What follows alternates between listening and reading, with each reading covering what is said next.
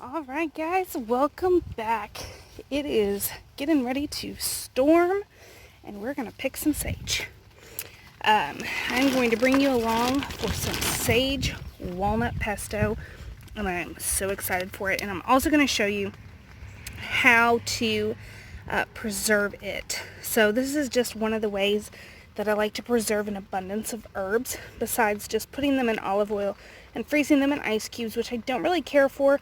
And then you can of course dry them, but there's so many other ways to do it that just make meal planning and meals in general easier if you go ahead and do the extra step now versus drying them and then having to mix your stuff later. So I'm going to pick a ton of this beautiful sage, and I will bring you back when we have it all washed up and dried and ready to go. Guys, so what we got going on, I have my herbs. I went ahead and washed them and spun them dry. I do have some basil and parsley in here too that I'm going to have to separate. Also, we are not using all the sage that I picked. I am making multiple recipes today just because I needed like all these nuts to be toasted, so I went ahead and did that. These are walnuts. You could use pine nuts. Walnuts are a lot cheaper and they give it an earthier flavor to go with the sage. So it's a really complimentary nut to go with sage for sage pesto. And then I have Parmesan. Again, I have a whole wedge in here. I may need more, I may need less, don't know. I'm going to grate that up, and then we're going to get all of our ingredients going for our pesto. This is just a great way to use up extra herbs when you have a multitude of them. I'm going to be making all different kinds of pestos and herb butters, because it makes it to where you're not just drying the herb. Yes, I'm still going to dry my herbs and whatnot, but this is a way to use them fresh. And so I'm going to make the fresh pesto, freeze it, and I'll show you how I freeze it, and then whenever you've thawed out to use it, it's fresh pesto. Where if I dried the stuff, it's different. And if you've ever worked with fresh herbs versus dried, you know the flavor is just amazing compared to dried. So I will quit talking. I'll get this grated up and we'll get going. So I just did my Parmesan, so that is what you see in there. So I got it all out because we only need 1/3 cup per pesto recipe. So it's okay that there's still a little in there, but we're not worried about it right now. What you want to do is add 1/2 cup of walnuts, and I did toast them. I am adding 5, 4, if you count those 2 little ones as 1, cloves of garlic.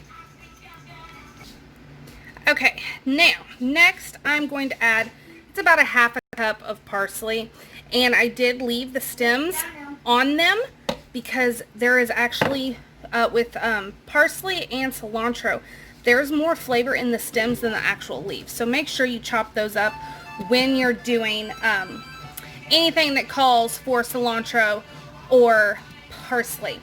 But we're going to kind of cut the flavor of the sage a little bit with the parsley because sage is very potent, which is why I love it. Okay, so I have about 1.5 cups of sage leaves, and I have a mixture of the smaller leaves, there's a small leaf, versus the really big leaves. The smaller leaves have a milder flavor, the bigger leaves have a more potent sage flavor. So those go right in. It's pretty much just a dump and twirl type thing. Now we're going to add 1/2 teaspoon of pepper and 1/2 teaspoon of salt. Okay, now once that's added, also you can go heavier on the pepper if you want, but I would not go heavier on the salt because Parmesan is very salty. And then the last thing we're adding right now is 2 tablespoons of lemon juice. You can also add lemon zest if you're using fresh lemons. I only have the juice right now, so I am not going to add that. So now put your lid on, and pulse this until it's all combined. Once your pesto, or well, your mixture, all looks uniform, I went ahead and took the top off this. I'm going to put it on low.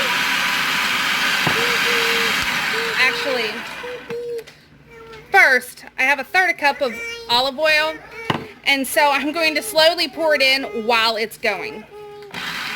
This is what it looks like after we put the oil in. So now I have a half a cup of Parmesan cheese, and we're going to pulse that right into it. Okay, so here it is, and I made it on the thick side, which is fine because it's just, oh, it's going to be so good as a topping. See if I can get it to focus. Look at that. A topping, or to make a dressing.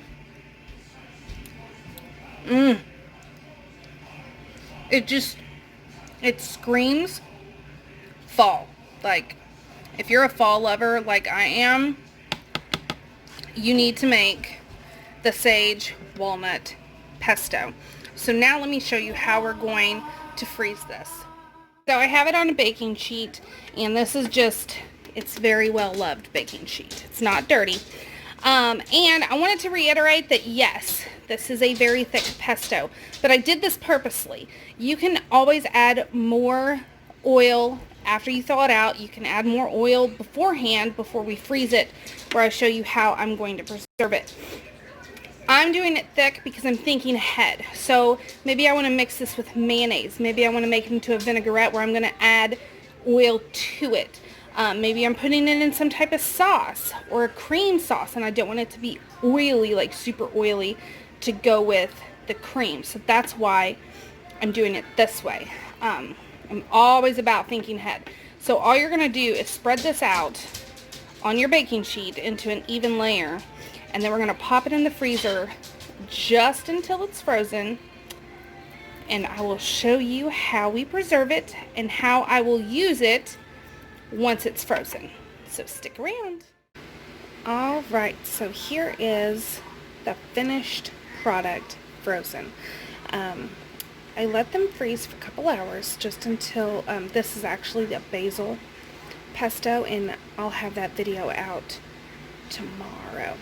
So the day after this one, I'll have my basil one out. This is the sage pesto we made. So I literally spread them out as even layer as I could. Also, you really can't see the green. The camera is not picking up the green. This is actually green, and this one's green. They're both green, I promise. The lighting in here is just, nope, that doesn't even work. Anyway, you'll just have to take my word for it. It was green. It's gonna still be green, promise. But all I've done is just cut with a butter knife, and then popped it up, like, took it underneath like that, popped it up, and here you go. So here is the the sage pesto. And the reason I do it this way is because, say I'm just wanting a tiny bit, I could break one of these squares in half and have a tiny bit. Or say I'm wanting to make a sauce and I need a cup, I can take a few squares. And this just makes it to where you're not having to do an entire ice cube tray. Plus, the couple times that I've tried the ice cube tray method of freezing them, is they get stuck in the tray, and then it's hard to get out, and then you're just left with a mess. This is just easier, so you can do as little or as much as you want. So all I'm going to be doing is labeling a Ziploc baggie, freezer safe, throwing in all of my pesto, and then it'll be in the freezer ready for whenever I need it. So I hope that you enjoyed this video.